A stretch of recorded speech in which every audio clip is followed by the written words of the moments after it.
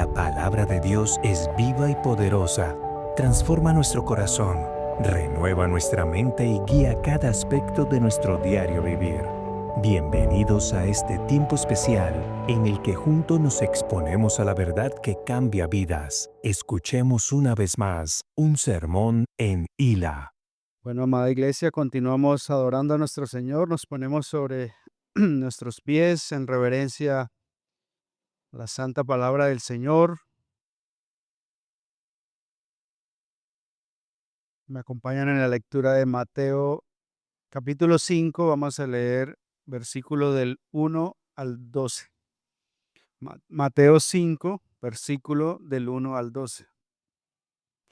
Cuando Jesús vio a las multitudes, subió al monte y después de sentarse, sus discípulos se acercaron a él y abriendo su boca les enseñaba diciendo: Bienaventurados los pobres en espíritu, pues de ellos es el reino de los cielos. Bienaventurados los que lloran, pues ellos serán consolados. Bienaventurados los humildes, pues ellos heredarán la tierra. Bienaventurados los que tienen hambre y sed de justicia, pues ellos serán saciados. Bienaventurados los misericordiosos, pues ellos recibirán misericordia. Bienaventurados los de limpio corazón, pues ellos verán a Dios. Bienaventurados los que procuran la paz, pues ellos serán llamados hijos de Dios. Bienaventurados aquellos que han sido perseguidos por causa de la justicia, pues de ellos es el reino de los cielos. Bienaventurados serán cuando los insulten y persigan y digan todo género de mal contra ustedes falsamente por causa de mí.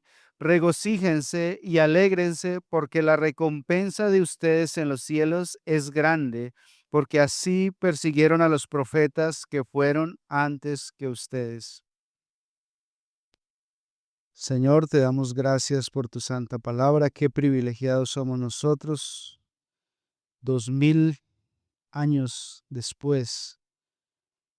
Estamos delante de las mismas palabras que tú profesaste al pueblo judío, Señor. Hoy estamos delante de ellas, Señor. Por favor, ayúdanos, Señor, a no tener en poco tus palabras. El Rey nos está hablando. El Dios, Señor y Creador de los cielos y de la tierra. El Dios que da vida y quita vida nos está hablando en esta mañana, Señor. Ayúdanos a tener reverencia ante tus palabras. Ayuda a nuestro corazón incrédulo, Señor, a rendirse ante el poder de tu gloria y de tu amor, Señor. Usa a nuestro pastor, Señor. Él sea un representante fiel tuyo para anunciar tus palabras, Señor. Santifícanos a través de ella y produce en nosotros fruto de alabanza y gloria a tu nombre, Señor. Te lo pedimos en el nombre de Cristo Jesús. Amén. Muy bien, podemos tomar nuestro lugar. Buenos días. Estamos en el inicio de una serie sobre el Sermón del Monte y hoy iniciamos una miniserie sobre las bienaventuranzas. Aunque durante los siguientes domingos vamos a leer todos los versos de las 9 bienaventuranzas, cada domingo nos concentraremos en una de ellas. Y esperamos que hoy el Señor nos hable por su palabra. Hermanos y amigos, estamos viviendo un momento importante en nuestro país. Es una temporada que generalmente despierta todo tipo de emociones y pecados, entre los cuales están los odios, las peleas, las discusiones, los orgullos, las burlas y todo un sinnúmero de cosas que este desierto en el que vivimos produce. Muchos nos preguntamos, ¿cómo podemos ser parte de esto? ¿Cómo votar? O algunos me preguntan, pastor, ¿por quién tenemos que votar? U otros sencillamente dicen, yo no quiero tener nada que ver con eso. Uno de los desafíos más grandes en medio de todo este mundo controversial y político es qué tipo de actitud vamos a tomar frente a estos personajes y sus consignas. Porque todos ellos se suben a distintos escenarios y dicen tener la solución para cambiar el país. Todos hablan de cambio, de paz, de seguridad, del fin del hambre, del fin de la pobreza y una cantidad de promesas que no tienen el poder de cumplir. De alguna manera, cada uno de estos personajes intenta prometernos un mejor futuro, una vida mejor y una gran ayuda para poder ser felices. Si votas por mí, serás más feliz. Pues hace 2000 años sucedía algo similar entre la multitud. Las personas empezaron a ser atraídas hacia una figura que daba mucho de qué hablar. Este hombre apareció de la nada predicando la llegada del reino de Dios y hablando de cosas que nunca se habían oído y haciendo milagros que jamás se habían visto. Y las personas se preguntaban, ¿cómo debo ver a este hombre? Parece un hombre, huele como un hombre, hace todo como un hombre, pero su sabiduría no puede ser de este mundo. Su poder no puede ser de este mundo. Y puede que sea cierto que su reino tampoco sea de este mundo, sino que como él mismo declara, su reino sea celestial. Los murmullos acerca de Jesús estuvieron siempre presentes durante todo su ministerio. Cada vez que abría su boca, cada vez que sanaba, cada vez que mostraba su poder, los murmullos aparecían. Todos tenían alguna curiosidad por saber finalmente quién es este hombre. Desde el más humilde y leproso y enfermo hasta el más encumbrado dirigente del Imperio Romano. Todos querían saber quién es Jesús. Para los tiempos en los que Mateo escribió su evangelio, estas preguntas seguían en medio del pueblo judío y de la cultura grecorromana.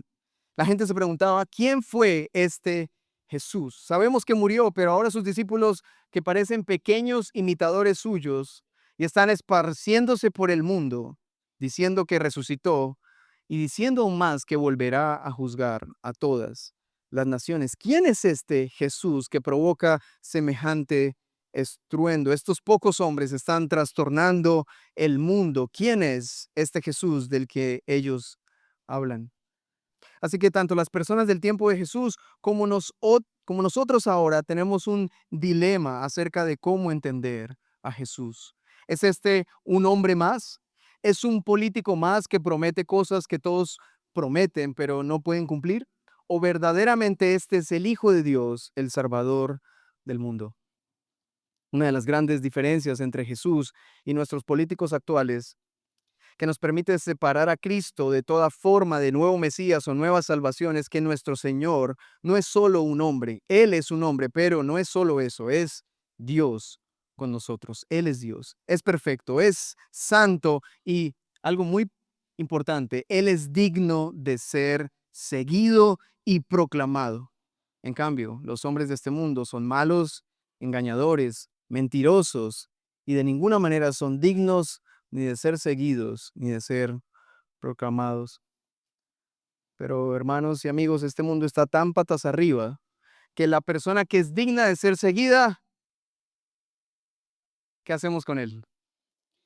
Se les da la espalda, el mundo se burla de aquellos que creen en Jesús, el mundo que se cree muy sabio da la espalda a Jesús, a aquel que es digno de ser seguido, a aquel que es digno de ser escuchado, se le da la espalda y se le da la espalda para dar la vuelta y seguir a hombres imperfectos que solo traerán decepción y suficientes enemistades y pleitos como para ser contados. Así que hay algunas personas que dan la espalda a Cristo y siguen a personas humanas, mortales, imperfectas. Pero también hay personas que intentan mantener a nuestro Señor en sus corazones y al mismo tiempo darle un lugar especial a sus ídolos políticos. Estos tienen su lealtad dividida y caen en el peligro de tomar el nombre del Señor en vano.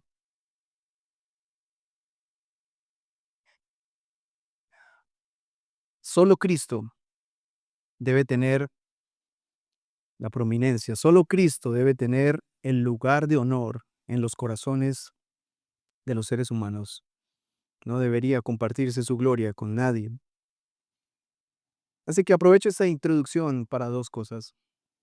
Introducirlos a la belleza, a la superioridad y a todo lo que vamos a ver a través de estos pasajes que nos muestran a Cristo como superior y sus palabras como lo que más tenemos que escuchar, como también traer una respuesta al corazón inquieto de ustedes como iglesia y algunos amigos que nos visitan sobre cómo afrontar la vida y en particular esta temporada como colombianos. Así que hermanos y amigos, estoy a punto de mostrarles a un hombre que, como he dicho varias veces, es más que un hombre, es Dios hecho hombre. Estoy a punto de iniciar a exponer su enseñanza más importante. Estas son las palabras más trascendentales que jamás escucharás en tu vida, no las mías, las que acabamos de leer. Las palabras de aquel que subió a un monte, se sentó y comenzó a hablar y a dispensar su sabiduría. Por favor, presta tu oído a la voz del Señor. Deja de depositar tu confianza en hombres caídos. Deja de pelear por hombres que no son dignos de ser seguidos. Deja de cosechar enemistades en nombre de hombres que un día dicen una cosa y al siguiente dicen otra. Por favor, no se confundan. Todos aquí debemos votar, pero debes hacer tu mejor esfuerzo por decidir, pero por favor ten cuidado de entregar tu corazón, tu vida y tus fuerzas a una causa que no prevalece. Mejor dedícate a escuchar con atención a aquel que verdaderamente puede transformar tu vida, tu familia y el mundo. Hoy, pausa por un momento, guarda tu celular y presta atención a las palabras de Jesús. Si ya están listos y dispuestos a escuchar, entonces revisemos con cuidado nuestro texto de hoy, el cual inicia con varios movimientos. Vaya conmigo otra vez a Mateo capítulo 5, verso 1, y ayúdeme a identificar 5 movimientos importantes en este pasaje y cómo esto trae vida a nuestros corazones. ¿Están listos? ¿Están dispuestos? ¿Tienen los oídos atentos? Entonces veámoslo. Veamos el verso 1. ¿Qué dice? Cuando Jesús vio a las multitudes, subió al monte y después de sentarse, sus discípulos se acercaron a él, verso 2, y abriendo su boca les enseñaba diciendo. Estos 2 versos nos dicen 5 movimientos importantes que nos hablan de cosas más trascendentales que los movimientos mismos. Y los movimientos son los siguientes, son sencillos. En primer lugar, Jesús vio a las multitudes. Les pido que puedan dejar el verso 1 ahí proyectado. Lo primero que Jesús hizo fue, Jesús vio a las multitudes. Lo segundo, Jesús subió a un monte. Lo tercero, Jesús se sentó. Lo cuarto, sus discípulos se acercaron. Y por último, Jesús abrió su boca. Del primer movimiento podemos decir que lo que está a punto de ser dicho no es un mensaje solo para los discípulos, sino que es para todos. El sermón que viene a continuación debe entenderse como un llamado general a todas las personas. Es el mensaje acerca del reino de Dios y debe ser escuchado por todos, pero al final, el que tenga oídos para oír, deberá responder oyendo, escuchando o en palabras de los proverbios, prestando atención, dando sus oídos y toda la disposición de su alma a estas palabras. Ese oír, esa acción de prestar atención, según Mateo, es lo que lleva a una persona del grupo que generalmente sigue a Jesús, que solamente se pregunta, ¿quién es Él? Y que hace parte de una multitud, pasar de ahí a ser de los que se acercan a Él como discípulos y le siguen. Hay 2 tipos de personas. La multitud, que solo tiene curiosidad, ¿quién es Él? Y los discípulos, que saben quién es y como saben quién es, se acercan y prestan sus oídos a escucharle. ¿Qué los diferencia? ¿Qué lleva a una persona de un grupo al otro? El oír la palabra de Dios. Así que el primer movimiento, decimos, es un mensaje para todos. Jesús vio las multitudes. El segundo movimiento es Jesús subió a un monte. No lo hizo solo para encontrar un buen lugar desde el cual hablar a las multitudes. Jesús subió a un monte para desde allí hablar la revelación de Dios a su pueblo, para elevar la ley y al mismo tiempo para que sus discípulos fueran elevados en sabiduría, justicia e integridad. Si ustedes están familiarizados con la historia bíblica, el lenguaje de subir a un monte y hablar la ley de Dios es un lenguaje de alguna forma conocido. Hubo un hombre miles de años atrás quien subió a una gran montaña para desde allí traer la ley de Dios. ¿Recuerdan quién fue? Moisés, el libertador de Israel. Moisés fue usado por Dios para liberar a Israel de las manos del faraón. Moisés en la cultura judía es descrito como libertador, redentor, mediador de un pacto de ley. Para los judíos, Moisés era una persona tan importante, era tan representativa. Ellos casi que adoraban a Moisés. Incluso no creían que existiera alguien más grande que Moisés, aún sabiendo que Moisés fue un asesino, un desobediente y una decepción al no poder llevar al pueblo a la tierra prometida. Aun cuando Moisés tenía esa falla en su carácter y ese evidente descalificativo como el perfecto mediador de Dios, era lo más cercano que los judíos tenían para decir, tenemos a Moisés.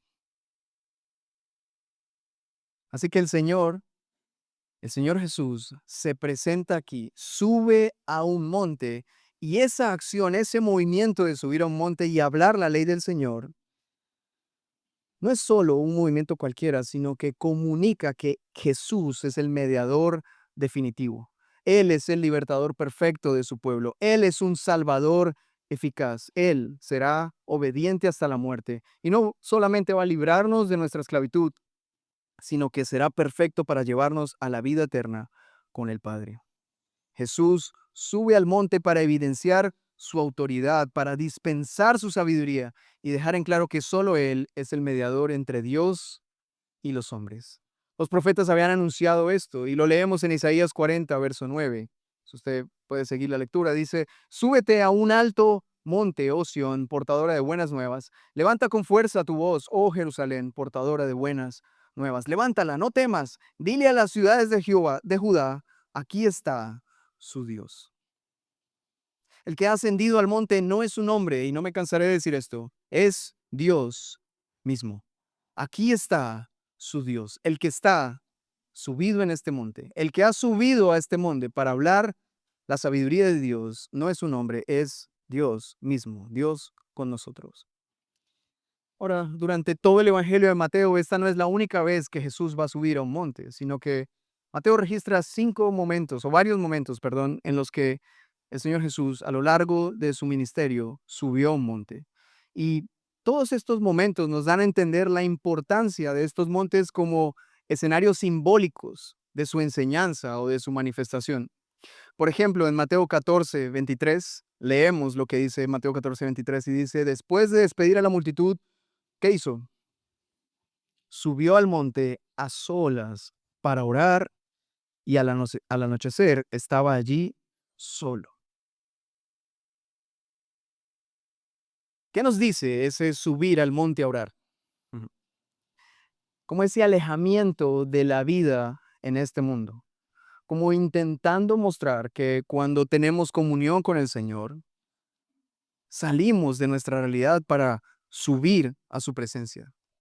El Señor siempre ha querido que su pueblo entienda que ir a su presencia es una cuestión de subir. Hay salmos que se llaman así, salmos de ascenso. Las personas iban ascendiendo al templo o subiendo. ¿Por qué? Porque Jerusalén quedaba en una montaña. Así que todo el mundo que iba a Jerusalén siempre tenía la idea de subamos a adorar al Señor. Vamos a la casa del Señor siempre en una idea de ascender. Y aquí en el monte de oración, el Señor subió a solas a orar. Luego en el capítulo 15, verso 29 al 31, vemos que el Señor en un monte ministró y sanó a muchas personas, dice el verso 29 al 31, dice, pasando Jesús de allí, vino junto al mar de Galilea y subiendo al monte se sentó allí. Y vinieron a él grandes multitudes, trayendo consigo cojos, lisiados, ciegos, mudos y muchos otros enfermos. ¿Y dónde los pusieron? A sus pies, y él los sanó. Este lenguaje es común. Jesús subiendo a un monte, sentándose y las personas viniendo a sus pies para recibir de él lo que él tiene por dar. En el monte de la enseñanza, en el sermón del monte, él habla, pero aquí él sana, dispensa su poder, sana a los enfermos. Los enfermos vienen a sus pies y son sanados. El verso 31, de modo que la muchedumbre se maravilló al ver que los mudos hablaban, los lisiados quedaban restaurados, los cojos caminaban y los ciegos veían y glorificaron al Dios de Israel. También en Mateo capítulo 17, verso 1, nos damos cuenta que Jesús sube a un monte para mostrar su gloria. Dice el verso 1, 6 días después, Jesús tomó con él a Pedro, Jacobo y a Juan su hermano, y a dónde los llevó, aparte a un monte alto. Y allí les mostró su gloria. Y vinieron estos personajes que ellos tanto admiraban. Se transfiguró, les mostró su gloria. ¿Y dónde lo hizo? En un monte. O en el capítulo 24, cuando él también sube a un monte para hablar de los tiempos finales. 24, verso 3 dice, estando Jesús sentado en el monte de los olivos, se acercaron a él los discípulos en privado y le preguntaron, dinos, ¿cuándo sucederá esto y cuál será la señal de tu venida? Todos querían saber cuándo vendrá el fin, cuándo por fin salvarás a tu pueblo. Y Jesús entonces, en un monte, enseñó acerca del fin. Y por último, en su último momento en un monte, en Mateo capítulo 28, 16, cuando Jesús envía a sus discípulos a predicar, a anunciar el evangelio al mundo, ¿dónde lo hace? En un monte en Galilea. Dice el verso 16, pero los 11 discípulos se fueron a Galilea, al monte que Jesús les había señalado. Y allí Jesús envió a sus discípulos desde el monte, los envía, vayan al mundo, vayan al valle, lleven lo que hay aquí, lleven las buenas nuevas de salvación. En cada uno de estos momentos podemos ver cómo el Señor revela su voluntad, su ministerio, sus promesas futuras, su misión para la iglesia y su gloria. Así que en este segundo movimiento subió al monte no es solo una cuestión de un lugar bonito para hablar, sino tenía una gran representación. Jesús estaba a punto de decir algo muy importante. Vamos al tercer movimiento. Jesús se sienta. Recordamos primero, Jesús vio a las multitudes, Jesús sube al monte y luego Jesús se sienta. Algunos pensarán, eso no tiene nada de importante, solo es una persona sentándose. Pero el lenguaje literario de Mateo y las profecías bíblicas acerca del Mesías nos hacen pensar que eso no es solo una acción cualquiera. Si hubiera sido una acción cualquiera, Mateo no lo hubiera puesto, ¿sí? Seguramente Jesús mientras hablaba movía las manos, eh, se pasaba la mano por la cabeza y Mateo no registró ninguna de esas cosas porque ninguna de esas cosas tenía alguna importancia. Pero ¿por qué registra que se sentó? Porque eso tiene gran relevancia. Así que cuando hablamos de que Jesús sube a un monte y se sienta, es un lenguaje muy de la realeza, como si un monte fuera un trono y como si el monte pudiera ser su lugar en donde Él se sienta a mostrar su sabiduría. Es un lenguaje muy de Salomón, quien luego de construir su gran templo y un palacio para él, que era más grande que el templo, se sentaba sobre su trono y la gente venía de todas las naciones y le consultaba por su gran sabiduría. Esa imagen está ahí en el trasfondo para entender que cuando Jesús subió al monte y se sentó, esa acción tenía reflejos de realeza. No era cualquier hombre. Es Dios y al mismo tiempo es rey. Él va a hablar las verdades de su reino al mundo como el rey de su reino. Pero hermanos, eso también habla del carácter de su reino, porque Jesús no escogió sentarse en los lugares altos de este mundo, en los reinos de este mundo. Él tampoco escogió ir a la parte más alta del templo o de la religión. Él se sienta en un lugar alto de su creación. Porque, hermanos, Él es rey más allá de las fronteras de Jerusalén. Él no es solo el rey de los judíos, Él es el rey del universo. Él es rey más allá del judaísmo. Él es rey sobre toda su creación. Él es rey de gente de toda lengua, tribu y nación. Y un ejemplo de eso está aquí. Gente colombiana a miles de kilómetros de ciudad de Jerusalén, reunidos el primer día de la semana, el día del Señor, adorando al Señor como buenos latinos en español colombiano y disfrutando de este clima y de su bondad y su misericordia. ¿Cómo nos llegó? ¿Cómo nos llegó la presencia hermosa de Dios que antes estaba en un lugar alto como Jerusalén y en un espacio tan pequeño como el lugar santísimo hasta nuestros días y hasta nuestras casas y hasta esta iglesia? ¿No es un milagro, hermanos? Es un milagro que así haya sido. ¿Y por qué eso pasó? Porque Él es rey sobre todas las cosas. Y Él ha dado su decreto a sus discípulos para que lleven el mensaje del Evangelio del Reino a todo el mundo. Eso se ha cumplido y por esa razón hoy aquí hay personas que adoran el nombre del Señor. Y un día seguramente seremos los más bullosos en el cielo. confesando su nombre. Ujú. Así que el carácter de su reino va más allá de las fronteras religiosas y étnicas. Jesús es rey de su creación. El siguiente movimiento no es de Jesús. ¿De quién es? De sus discípulos. Ellos se acercan. Ahora, Jesús los ha elegido, que nadie se confunda. No es como que ellos encontraron a Jesús porque lo estaban buscando. Jesús los encontró a ellos cuando ellos estaban perdidos. Jesús los ha encontrado, pero luego de que los encuentra, Él sube a un monte, se sienta y los discípulos de alguna forma entienden que lo que deben hacer es acercarse a Él para escucharse. Y eso está ahí para que toda persona que lee este sermón de alguna forma entienda que esa es la actitud con la que tienes que leer el sermón. La actitud de un discípulo que entiende que Jesús está en un monte, se sentó, es rey sobre todas las cosas y lo que está a punto de decir es tan importante que yo necesito acercarme, prestar atención y escuchar. No solo físicamente, sino ellos acercaron sus corazones a las verdades del reino de Dios. Y yo espero que esa sea la actitud de ustedes durante todo este año, en el que nos deleitemos recibiendo la sabiduría de Dios en este sermón. Por último, el movimiento más importante. ¿Cuál es? Él abre su boca. Abrió su boca. Esto es extraordinario, hermanos. El verbo, la palabra con la que se crearon los cielos y la tierra, es una persona y ahora se ha hecho carne, se ha encarnado en un ser humano y como humano se sienta en un monte y abre su boca. Al verbo de vida, a la palabra eterna, se le da un cuerpo con una boca y la abre. ¿Y qué privilegio tenemos nosotros de poder saber lo que dijo cuando abrió su boca? Qué privilegio que no pasó nuestra vida, que no llegamos a la tumba sin haber escuchado estas palabras. Qué privilegio que podemos saber lo que el verbo de vida dijo. Wow, eso es demasiado increíble. ¿No es extraordinario el privilegio que tenemos de conocer estas palabras?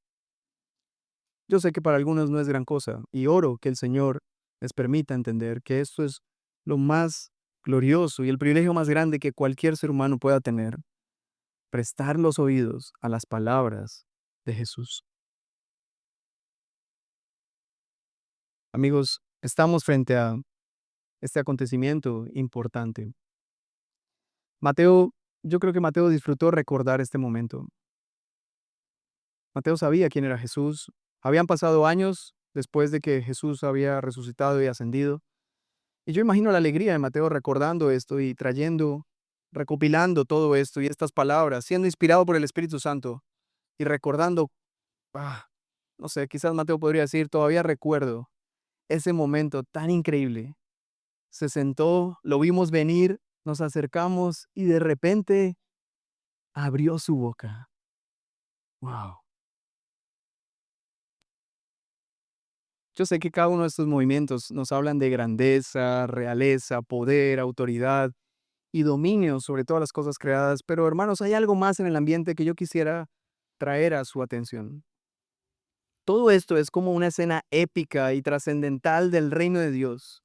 Yo creo que ni el más impresionante montaje de Disney podría compararse con esto. Es demasiado real, es demasiado enorme, pero con la diferencia de que Jesús nos está sentando sobre un castillo impresionante, ah, con oro y vitrales. ¿En dónde se está sentando Jesús? Seguramente en el pasto. Sus seguidores y ayudantes que vienen a él no son personas muy sabias o con algún tipo de poder. ¿Quiénes son? Personas del común, sin mucha sabiduría, marginados. No hay una banda sonora de fondo, no hay trompetas, no hay coros celestiales, solo el sonido ambiente del viento y el mar de Galilea de fondo. Parece muy anticlimático, no se siente muy real. Yo creo que no serviría mucho para una película. Pero hermanos, así es como nuestro Rey decide darnos su sabiduría. Así es como nuestro Rey decide revelarnos su ley en la humildad de su reinado, sin tanta espectacularidad a su alrededor, porque Él no necesita ni ángeles ni coros celestiales. ni caballos de fuego o truenos a su alrededor. Su sola presencia es suficiente, sus palabras son suficientes, la vida misma habita en él. Él es la luz de los hombres, él es quien sostiene miles de soles por su propia fuerza. Nada puede ubicarse a su alrededor para engrandecerlo. Él es suficientemente grande como para que sentado solo en un monte sobre el pasto, como un hombre cualquiera, el movimiento, la acción de abrir su boca, nos haga pensar qué grande momento estamos a punto de presenciar. La vida misma hablando. Nada alrededor podría engrandecer este momento. Hermanos, la grandeza de esta larga introducción está en el valor de Cristo, su carácter majestuosamente humilde y la belleza de su revelación. Yo reitero, es un privilegio que podamos saber esto. Es un privilegio que hayamos podido ser hallados por Él. Es un privilegio que hayas venido hoy. Tal vez nunca habías prestado atención a esto. Y espero que ustedes puedan disfrutarlo tanto como lo he disfrutado. Y por todo esto, gloria a nuestro Señor Jesucristo. Él es Rey. Es Rey, hermanos, es Rey.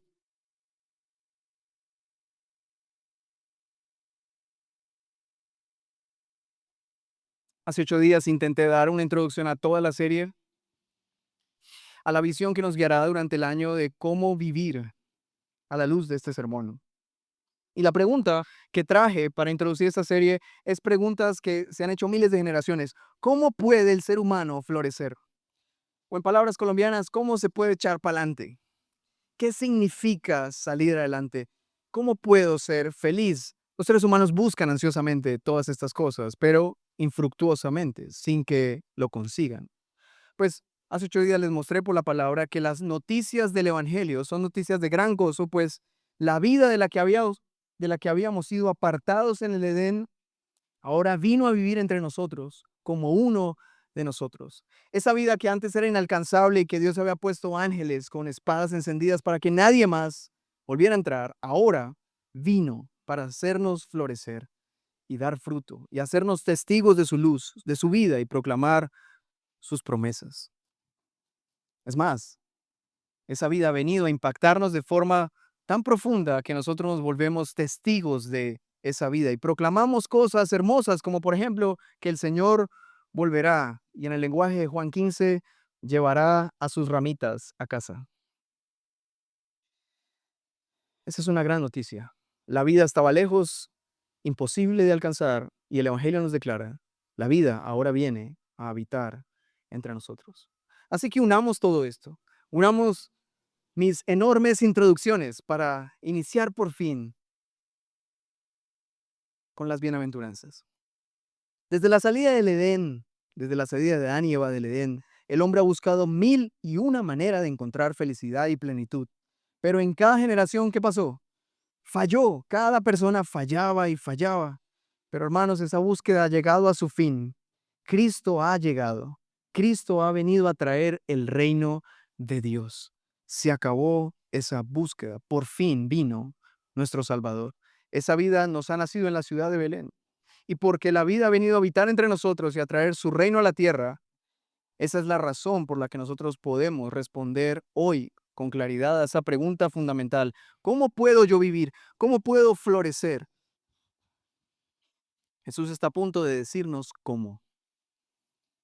Esto es trascendental. Jesús no abrió su boca para decirnos cosas acerca de cómo el universo fue formado. Jesús no abrió su boca para decirnos, am, para tratar de enseñarnos una teología difícil de entender. Jesús abrió su boca para que el ser humano sepa cómo puede florecer ahora que ya no está en el jardín de Dios, sino en un desierto árido que es este mundo, que está sujeto a la vanidad, producto del pecado del ser humano. Entonces, presten atención. Las próximas palabras son muy importantes. Así florece el ser humano en medio del desierto. Leámoslo juntos, verso 3. Bienaventurados, verso 3. Bienaventurados los pobres en espíritu, pues de ellos es el reino de los cielos. Había mucha expectativa por lo que iba a decir Jesús cuando abriera su boca, ¿verdad? La primera impresión al leer este pasaje, luego de toda la introducción que hemos tenido, es un poco desalentadora. Bienaventurados los pobres. Pero bueno, antes de llegar ahí, aparece una palabra importante que espero ustedes puedan guardar en su corazón y es la palabra bienaventurado. Esta palabra significa dichosos, felices o en su palabra más cercana al griego, floreciente. Floreciente es toda persona que no es una bendición, es una descripción del estado en el que alguien está. Alguien está floreciente.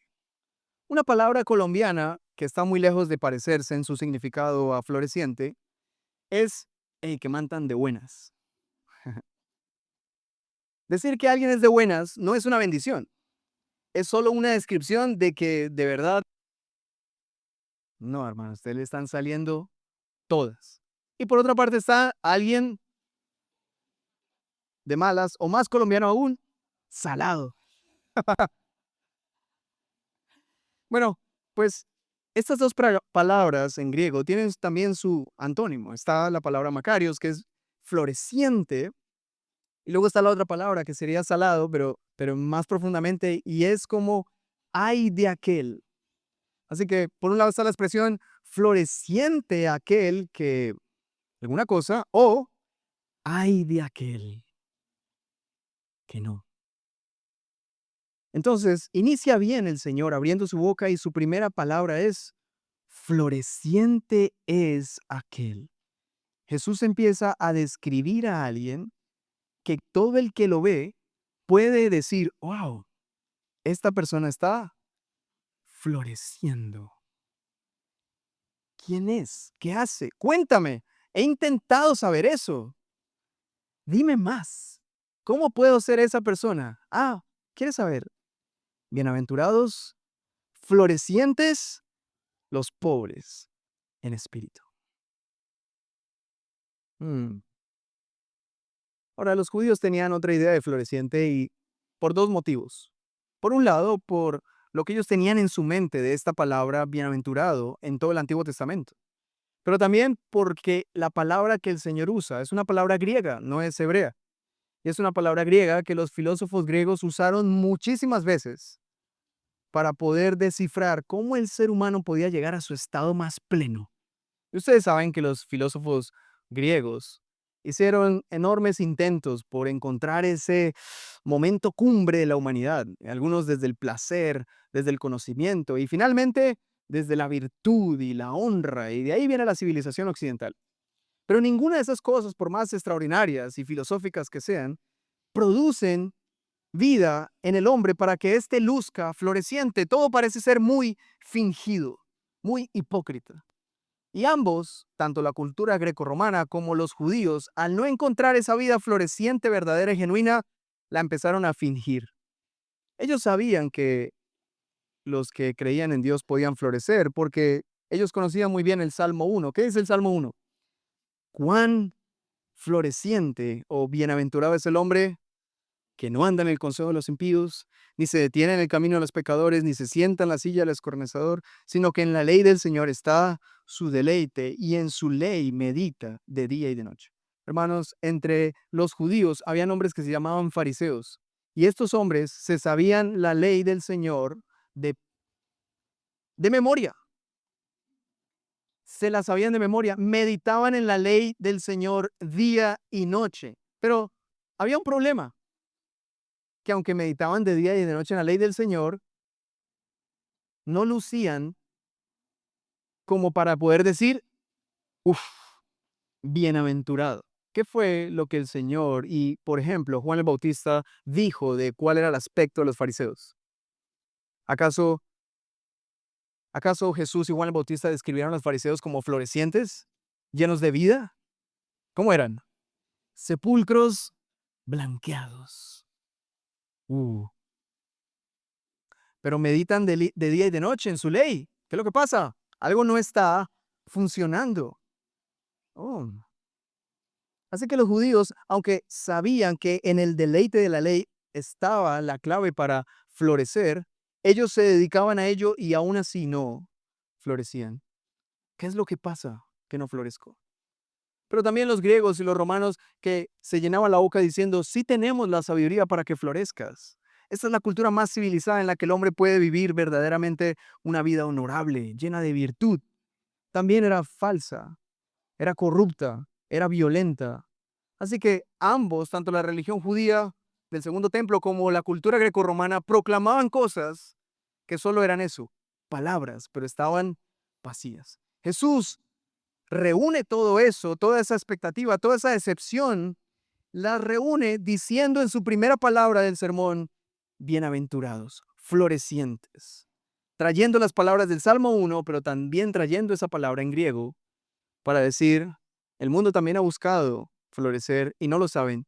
Yo me siento aquí, en este monte, como rey de todo el universo, a decirles realmente cómo florece el ser humano. Floreciente, ¿quién? Los pobres. Ujú. Los pobres. Wow. Parece una contradicción. ¿Cómo puede un pobre florecer? Es contrario a lo que decían los griegos. Entre más virtud acumules, más floreciente serás. Entre más buena persona seas, mejor serás. Y hay un dicho colombiano que es muy similar a eso, y es, estudie para que sea alguien en la vida. Esta es una descripción muy colombiana de esto, es, tú necesitas aprender cosas, saber hacer cosas, estudiar, conocer cosas, para poder salir adelante. No puedes salir adelante quedándote ahí sin hacer nada. ¿O cuándo ha visto usted a un pobre florecer? O alguien que no sabe nada florecer. ¿Algún día usted ha visto eso? No sé hacer nada. Soy pobre, soy completamente pobre. Y estoy floreciendo. Eso es una contradicción, es extraño, es. Y más aún cuando él dice pobre de espíritu, ni siquiera es pobre de recursos, de cosas materiales, es una pobreza interior. Entonces él dice, florecientes los que interiormente son pobres y miserables. Florecientes aquellos que no tienen virtud alguna en su interior. Florecientes todos los pobres en espíritu. Contracultural a los griegos. Florecientes ellos. Y uno dice, ¿cómo? ¿Cómo es posible? La razón es lo que viene a continuación, porque el versículo no termina ahí. ¿Cómo termina el versículo? Bienaventurados los pobres en espíritu, porque pues oh, de ellos es el reino de los cielos. Mm, interesante.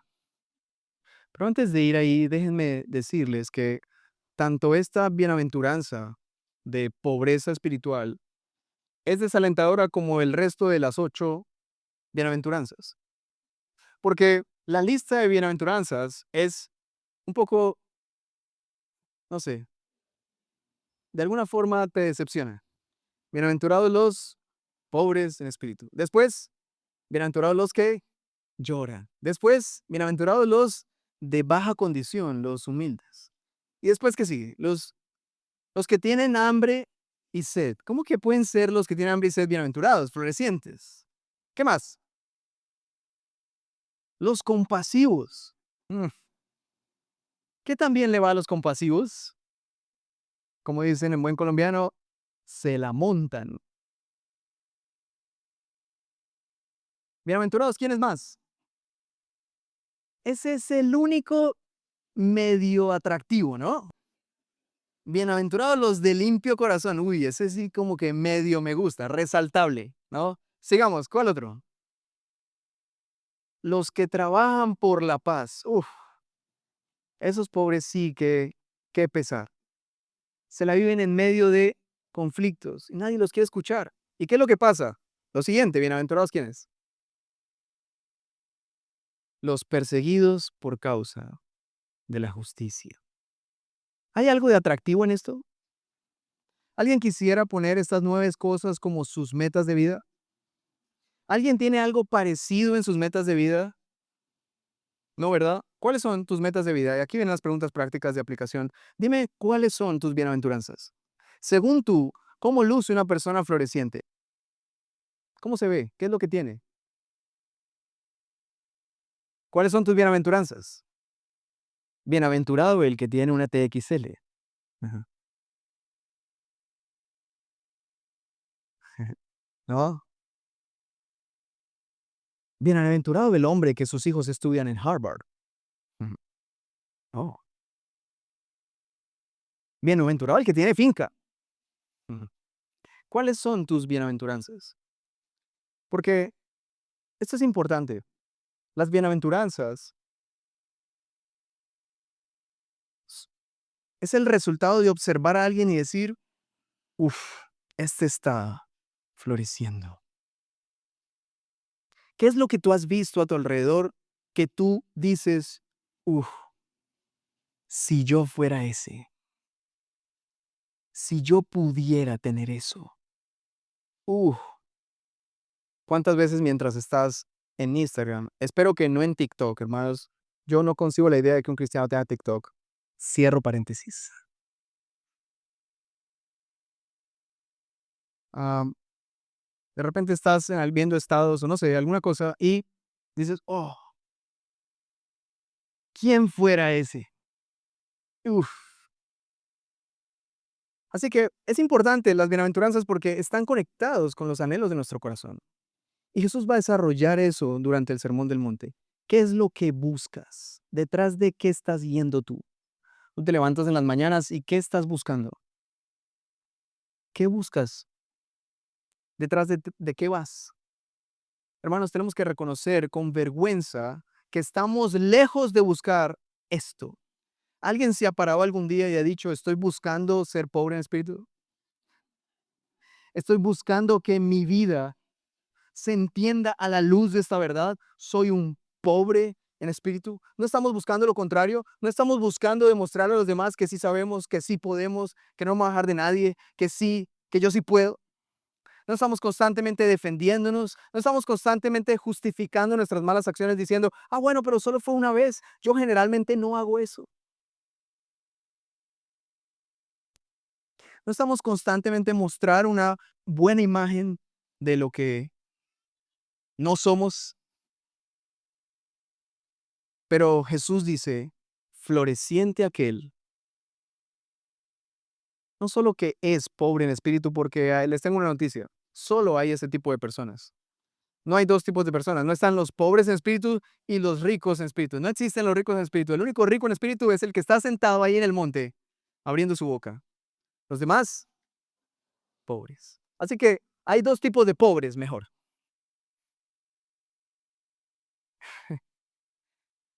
2 tipos de pobres. Los pobres que entienden que son pobres y viven a la luz de esa verdad.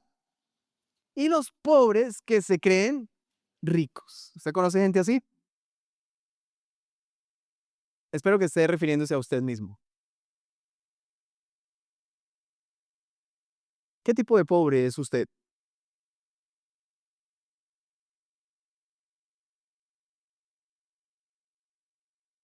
¿Qué tipo de pobre es? Solo tome 2 minutos para pensar en eso. Quizás usted está resistiéndose a decir, no, no, yo no acepto eso. A mí pobre no me van a decir. Y mucho menos este crespito ahí que qué se cree. Pues hermanos, esas no son mis palabras. Yo no estoy hablando de mi sabiduría. Yo solo estoy comunicando y exponiendo lo que Jesús. ¿Recuerdan quién es el que abre su boca? ¿Recuerdan dónde está sentado? ¿Recuerdan su autoridad? ¿Qué vas a hacer? ¿Creer a estas palabras o aislarte de estas palabras? ¿Qué vas a hacer con estas palabras? ¿Las vas a creer? Tómate 2 minutos para pensar en eso.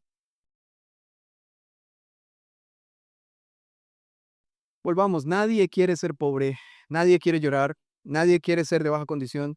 Nadie quiere tener hambre y sed. Nadie quiere lidiar con los problemas ajenos. Nadie quiere ser perseguido. Como les decía, lo único que quizás alguien quiere tener es un corazón limpio. Pero en general, las bienaventuranzas nos vienen en estados del ser que como humanos evitamos. Yo estoy evitando ser pobre, estoy evitando llorar, estoy evitando ser de baja condición, yo estoy evitando tener hambre y sed, yo estoy evitando tener que lidiar con problemas ajenos. Lo último que quiero es tener problemas con alguien. Déjame ahí. Y esa es la principal barrera para entrar al reino de los cielos, hermanos. Es esa barrera que toda persona dice, yo soy buena persona, no me meto con nadie, no le hago daño a nadie. Ese es tu problema. Ese es tu problema. Sigue así y te secarás como una rama despegada del árbol que lo único que sirve es para ser recogida y ser echada al fuego. Pero tienes otra opción, prestar atención a estas palabras y pedir perdón primero. Señor, mis expectativas de vida son horribles. Mis metas de vida son espantosas. Oh Señor, por favor, ayúdame a creer tus palabras y a desear florecer como tú dices que puedo florecer. ¿Alguien puede hacer de eso su oración esta mañana? Señor, ayúdame a florecer como tú dices. Algunos se preguntarán, pero ¿por qué Jesús lo pone de esa manera? ¿Por qué no otras palabras? Pues esto nos viene así porque ese es el estado del corazón del hombre. Esta es la realidad de la vida del hombre. Hace 8 días aprendimos que la vida del hombre cuando salió del jardín ahora es una vida de muerte. Debajo del sol, la vida ahora es llena de sufrimiento. Y Jesús no viene a quitar las capas de dolor y de sufrimiento que trajo el pecado. Él viene a enseñarnos cómo atravesarlos. Y no solo eso, no es solo soportar y aguantar, sino que Jesús dice, tengo el poder incluso de que ustedes florezcan en medio del desierto, de la sequedad, de las piedras, de la persecución. No importa cuánto los persigan, entre más perseguidos sean, más van a florecer. Alégrense cuando los persigan. Gócense, porque están floreciendo. Y un día cuando el juez vuelva, quienes los persiguen serán enjuiciados y ustedes serán llevados a casa y él enjuagará toda lágrima de sus ojos. Les traerá consuelo eterno. Y qué dicha para aquellos que viven así. Pero hay de aquellos que no. Hay de aquellos que estén al otro lado, no siendo perseguidos, sino persiguiendo a los hijos de Dios. Esta es una maravillosa invitación. Es una invitación a una condición humana caída. Pero eso no es lo único que Jesús trae a la conversación. Jesús no trae una visión fatalista de la vida humana. Jesús viene a traer esperanza en medio de esa visión fatalista. Las bienaventuranzas de Jesús son invitaciones a florecer a la luz del reino venidero final de Dios. Es imposible que podamos florecer a la luz de este mundo. Este mundo lo único que produce es iras, pleitos, enemistades, rivalidades. Y todo el mundo intenta decir, el mío sí es, por aquí sí es, mi producto, mi, todo lo que sea. Es vacío. Hay pleitos, divisiones. Así que a la luz del reino de este mundo es imposible florecer, pero Jesús nos invita a florecer a la luz de su reino venidero, del reino que nos espera al final. Así que Él trae estas dos cosas, la realidad de la condición humana, pobre, sufriente, pero también la belleza de su reino.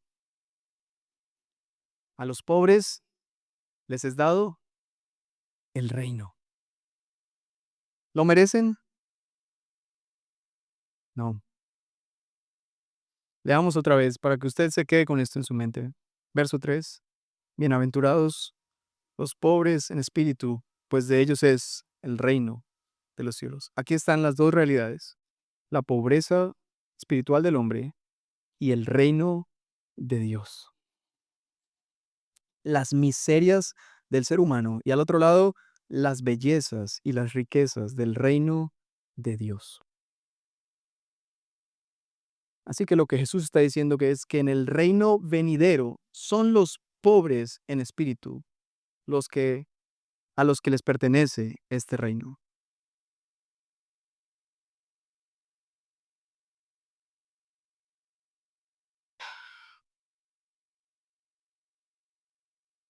Pero hermanos, yo debo reconocer que para el cristiano es tan difícil pensar que así es como debe vivir,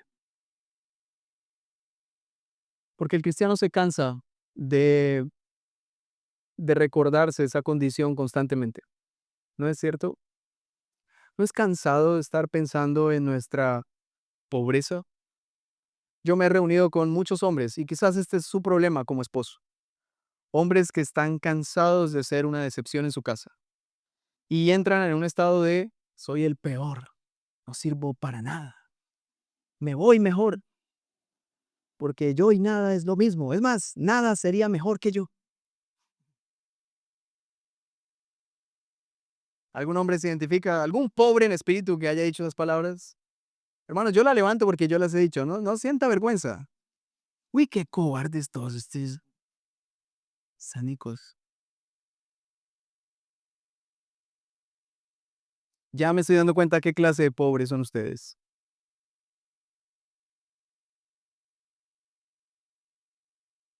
Hermanos, es desgastante tantas veces darse cuenta que uno no es bueno. Es desgastante. Es desgastante. Los niños se desgastan cuando no logran hacer bien un trazo. Es como, siempre me queda torcido. Es frustrante que tú intentes hacer todo bien y al final todo salga. Pero es que sí, yo siempre tengo la mejor intención. Yo quiero atenderlos con gusto. Y yo no sé por qué se van tristes. ¿Qué hay en el medio? Qué pereza con usted siempre con ese hermano. Es como, uy. Pero ella en su corazón, ¿qué tenía la intención? De invitar a sus hijos a un almuerzo y atenderlos. ¿Pero qué pasó? Criticó a los hijos, renegó contra los nietos, se despachó contra el esposo. Aquí nadie ayuda, ni hablar de las nueras y los yernos. Terminas y dices, otra vez. No es desgastante eso, hermanos, es cansado. Pero ¿qué es lo que hace que esto sea más cansado? Que tú no entiendas que eres un pobre. Que tú todavía tengas como esa ilusión de decir, bueno, sí, pero algo tengo que hacer bien. Ujú.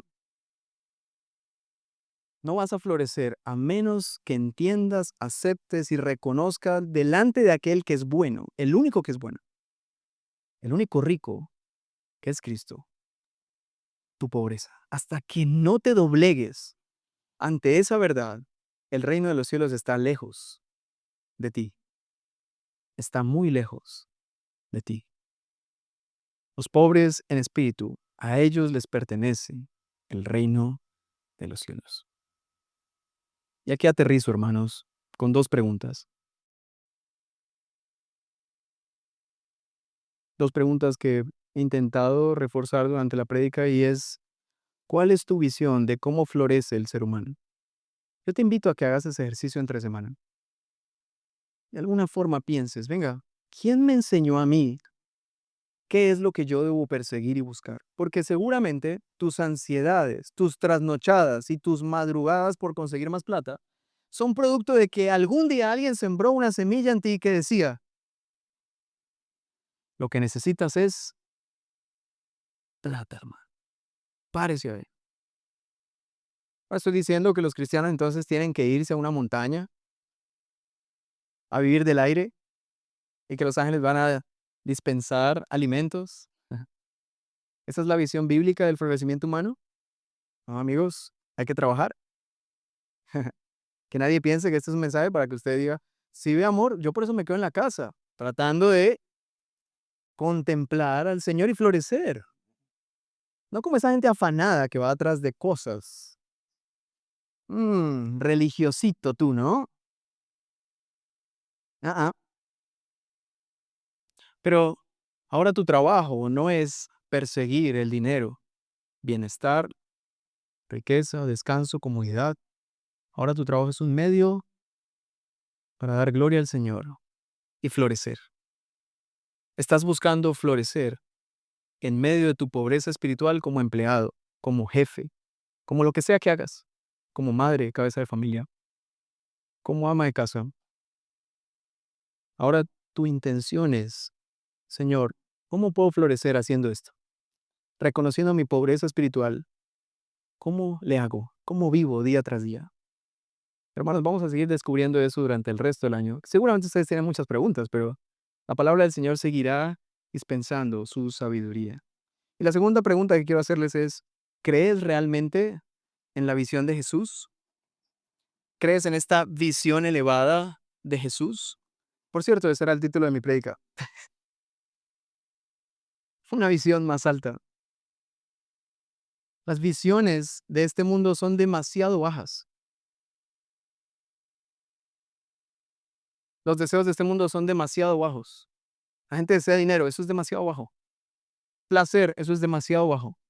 Fama, eso es demasiado bajo. Un deseo más alto, florecer a la luz de la verdad, mi pobreza espiritual y el reino venidero que está a punto de llegar. Así que, ¿crees en esa visión elevada del florecimiento humano? ¿O mejor quieres huir a tus propias visiones o las visiones que este mundo ofrece? Y yo pienso que la mejor manera de responder con sinceridad a estas preguntas es que tú, en serio, tal vez le preguntes a tu esposo o a alguien que te conozca o tú mismo, hey, ¿yo qué estoy persiguiendo? ¿Qué es lo que estoy persiguiendo? ¿Mm? ¿Qué es lo que persigo? ¿Para qué todos estos afanes? ¿Y yo para dónde estoy yendo? ¿Quién me está empujando a mí a qué? Para un momento y piensa y pídele al Señor que tu meta de florecimiento ahora sea la meta de Jesús. Florecer como Jesús dice que el ser humano puede florecer.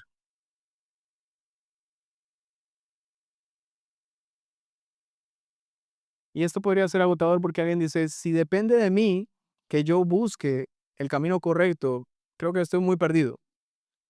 Hermanos, tenemos una buena noticia. No se te pide solamente buscar un reino perdido, como la búsqueda del tesoro perdido.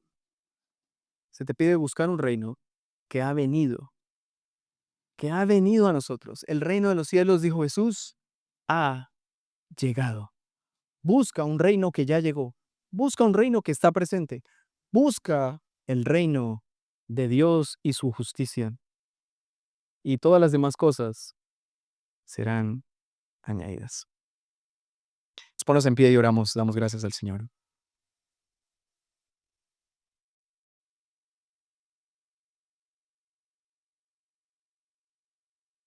Padre, te damos gracias por tu santa palabra. Es un deleite, Señor, meditar en tu palabra. Es un deleite, Señor, que nuestras vidas se expongan a la luz de tu palabra. Ah, Señor, nuestras mentes no alcanzan a dimensionar la vida que hay en estas palabras.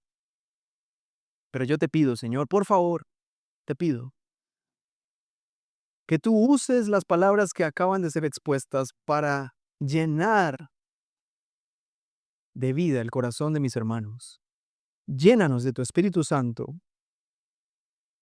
Usa el ministerio de tu palabra para llenarnos de vida, para redireccionar nuestro caminar, para que nuestro norte sea el reino de Dios y no los reinos de este mundo.